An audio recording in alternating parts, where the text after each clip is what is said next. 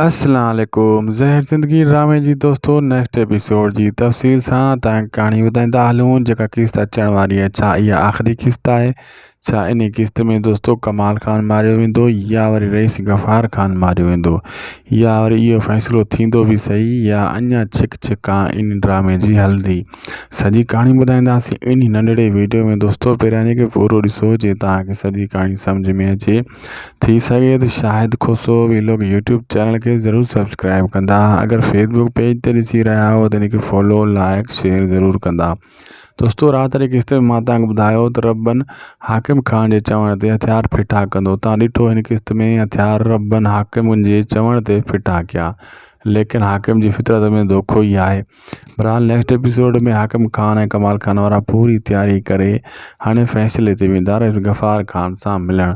ऐं उन्हनि जे दिलि में ॿियो आहे त उन खे उते असां मारींदासीं, लेकिन ॻोठ वारनि खे कमाल खान हाकिम खान चई ईंदा ऐं पंहिंजे बॉडी गार्डनि ते तव्हांजा हथियार बिल्कुलु फिट हुजनि, हथियार बारूद सां भरियल हुजनि, सिर्फ़ु स्टिकर ते आङुर हुजे। जीअं असां चऊं तव्हां शुरू थी वञिजो फायरिंग करणु। अहिड़े हिसाब सां हिते तैयारी करे ई अॻी किस्त में हलण जी तैयारी कंदा। ॿ किस्तां हिते गुज़री वेंदियूं फ़ैसिले ताईं पुॼण ताईं। इहे हवाल थोरा अञा हलंदा इन्हनि जा, छाजे करे हीअ हाणे आख़िरी ड्रामे जा झटका आहिनि। जॾहिं ॾीओ आख़िरी बुझंदो आहे त पोइ बि झटका ॾींदो आहे। हीअ ड्रामे जो आख़िरी किस्तूं अचण वारियूं आहिनि इन जे करे। ऐं बिलाल खे मोकिलींदो ओॾो ओठो ॻोठ ॾांहुं त जांच लाइ जांच करे छा थो थिए। पोइ उहो बिलाल उतां एॾां ईंदो, लेकिन जॾहिं फ़ैसिले ते इहे पुॼंदा आहिस्ता आहिस्ता ओठो बि क़रीब थी ईंदो।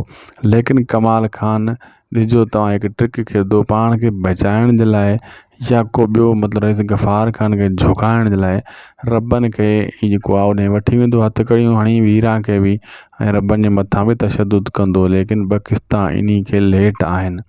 पोइ इहे किस्तां तव्हां ॾिसंदो, पोइ उहे आख़िरी किस्तनि में सीन ॾिठा वेंदा जॾहिं कमाल खान जो बि ख़ात्मो थी वेंदो।